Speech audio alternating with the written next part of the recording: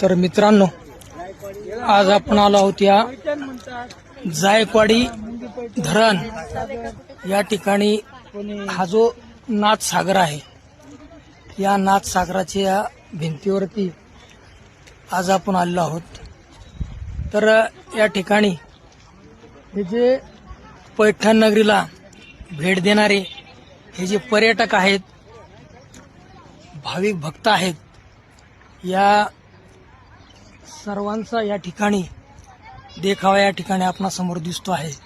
तर खरोखर गोदावरी नदीवर जे धरण या ठिकाणी पैठण या ठिकाणी बांधलेलं आहे, त्या धरणामुळं छत्रपती संभाजीनगर असेल, जालना असेल, परभणी असेल, अशा वेगवेगळ्या जिल्ह्यांना या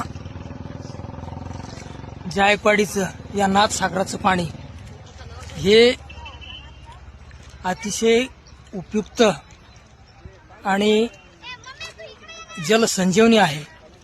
तर या ठिकाणी आपण हा जो धरणाचा, हा नाथसागराचा हा विशाल असा सागर या ठिकाणी आपण पाहतो आहोत, की ज्याचा या ठिकाणी शेवटचं टोक आपल्याला दिसत नाही.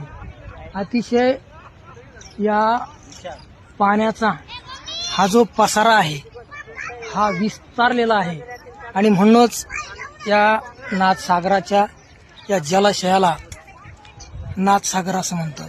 तर पहा, या ठिकाणी अतिशय विस्तीर्ण असा पाण्याचा हा पसारा या ठिकाणी आपल्या समोर दिसतोय.